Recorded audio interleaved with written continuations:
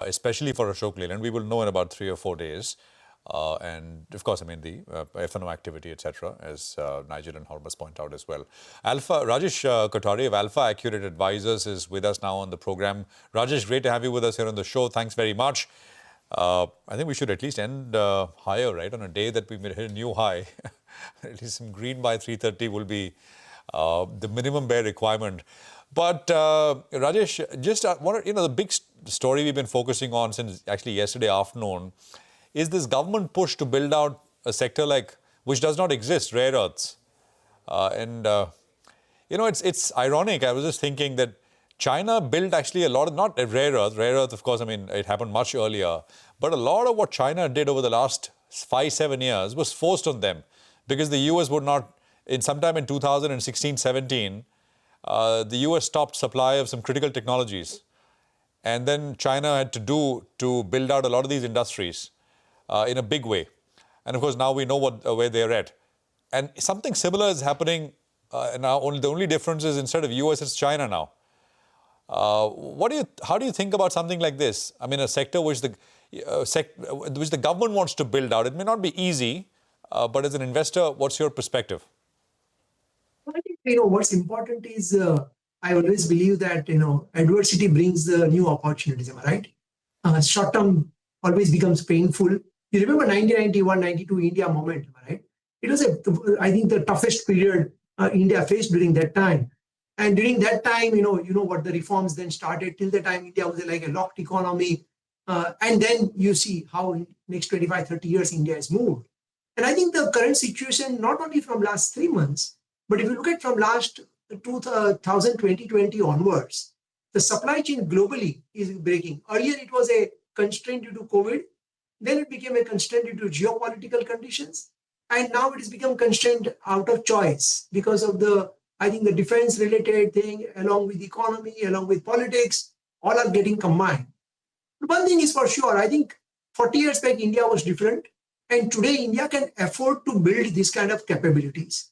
But let me tell you, there are many areas where we are far, far lagging compared to any other country, particularly China and US, because we have to keep these two countries as our benchmark and not the many other small economies. Look at the, patents. Look at China, look at US, and where is India? India is called the pharmacy of the world.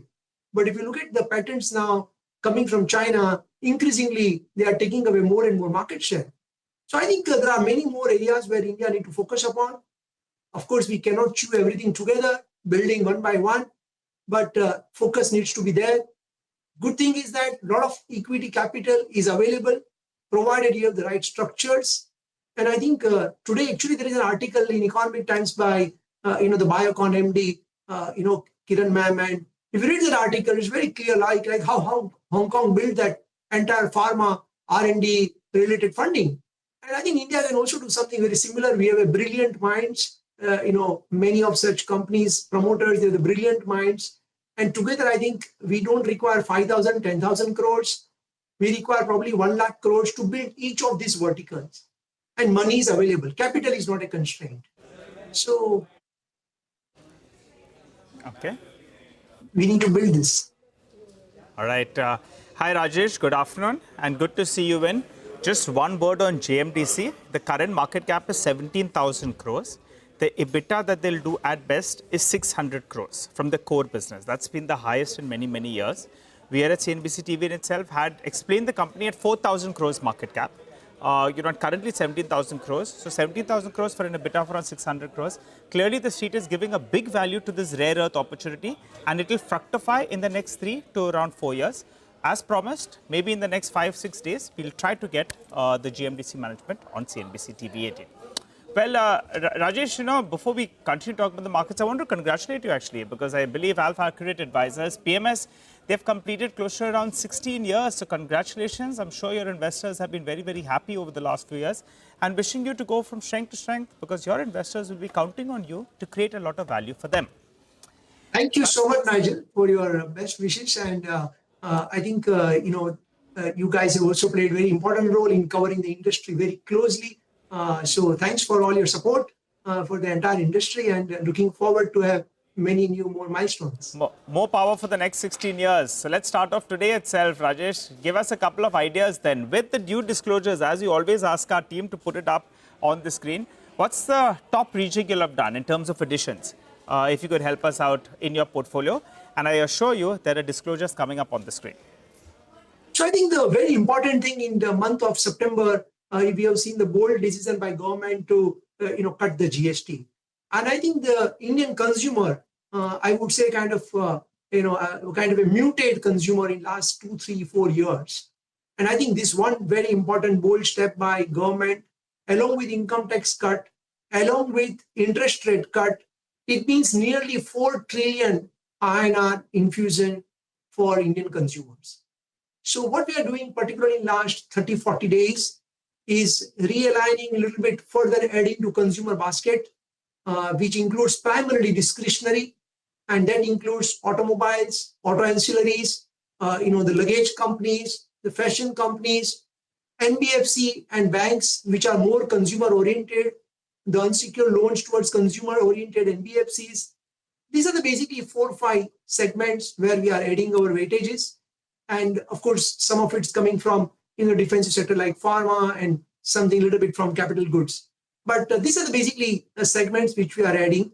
We believe that automobile is at a very, I think the growth will continue in auto sector, particularly not only for two-wheelers and passenger vehicles, but I think you will also see the positive impact even on the commercial vehicle side. So we have been, we have added in the commercial vehicle in our portfolio.